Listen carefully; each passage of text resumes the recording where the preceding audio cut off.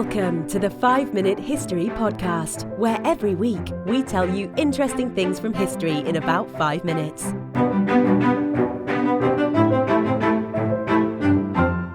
And now, here is your host, Wayne Armstrong. Hi guys, welcome to the 5-Minute History Podcast, Season 2, Episode 4, The History of the Knights Templar.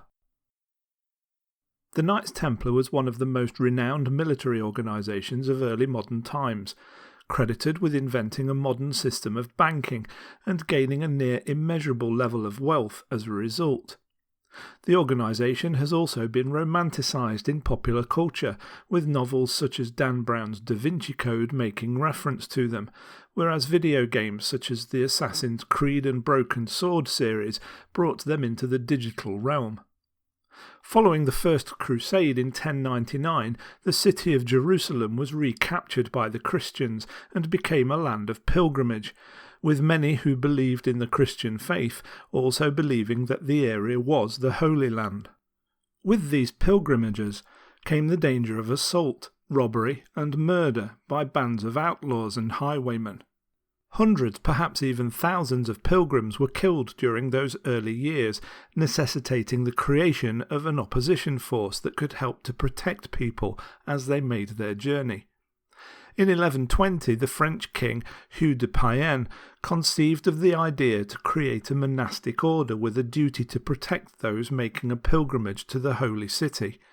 He brought his request to the King of Jerusalem, King Baldwin II, who agreed to the formation of the group, which was granted a headquarters in the royal palace on Temple Mount. Initially, the Templars took the name Poor Knights of Christ and the Temple of Solomon, and relied on donations to continue their efforts to protect pilgrims. In fact, an early source of emphasis for the group revolved around their poverty, which is reflected in the emblem of two knights riding a single horse that has come to symbolise the group. From their humble beginnings with only 10 knights to the order's name, the Knights Templar began to rapidly expand. With support from Bernard of Clairvaux, later Saint Bernard, the group gained the support of a number of leading church members of the day. This led to an official endorsement on behalf of the Church, which was followed in 1139 when Pope Innocent II issued a papal bull that provided the order with exemption from all local laws and officially recognised their status within Christendom. This ruling meant that the knights no longer needed to pay taxes to continue their operations and only need answer to the Pope. As a direct result of both their missions and their status, the order's numbers began to swell. They fought in the Crusades, often being deployed first in an effort to break opposition lines. The knights soon gained a reputation for being truly fearsome in battle. However, as the years progressed, the order began to veer away from its initial military intentions and more towards supporting the financial infrastructure of the Templars' organisation itself. This resulted in the organisation becoming amongst the richest in the known world during the period. A system was conceived whereby pilgrims could place their valuables with the order in one city and be given a credit note, which could be redeemed when they reached their destination. It was the first instance of a modern banking system, and it not only made the Templars' organisation extremely wealthy, it also improved the safety levels of pilgrimages, as it quickly became known that most pilgrims would not be carrying any items of value, making them a less attractive target for marauders.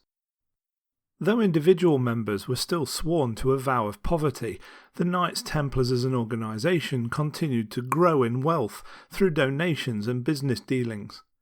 A financial network was created across the whole of Christendom, and the organisation came to own a lot of land and also became involved in various areas of business, all whilst under the protection of Innocent II's papal bull. This increasing wealth created resentment in many areas of Christendom. To those in positions of power, many of whom were indebted to the organisation in one way or another, the rise of the Templars was seen to be counter to the purposes of their initial inception.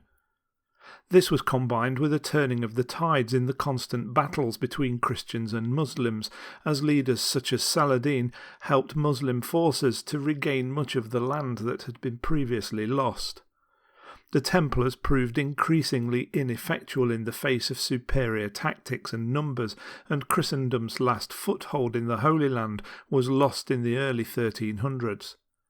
With their primary purpose now gone, the Templars became a prime target for those who valued their wealth. Accusations of demon worship were levied at the group, primarily by the likes of King Philip IV of France, with many claiming members were made to deny Christ, worship false idols, and engage in homosexual practices. Although it is unlikely that such accusations were true, they were successful in further diminishing the already damaged reputation of the order. In the early hours of Friday the 13th of October 1307, on King Philip IV's orders, many prominent members of the order were arrested. This was followed by a papal bull issued by Pope Clement on the 22nd of November the same year, ordering all European monarchs of Christian faith to arrest all Templar knights and seize their assets. High-ranking members of the order were tried, found guilty of heresy, and were burned at the stake on the 18th of March 1314 in Paris. All of the lands and possessions of the Templars were turned over to the Knights Hospitaller, and many members of the order were absorbed into the ranks of other military units. Some were simply pensioned off, and allowed to live out the rest of their lives in peace. I hope you enjoyed that episode of 5 Minute History. If you did, please subscribe, and if you get a chance, please leave me a review wherever you get your podcasts, as this will help me to grow the show. Also, why not check out my other podcast, 5 Minute Biographies, which you will find at www.5minutebiographies.com. Finally, if you'd like to see some pictures to go with the words, head on over to the YouTube channel at 5minutehistory.com/YouTube and check them out. Thanks for listening, and I'll see you next time.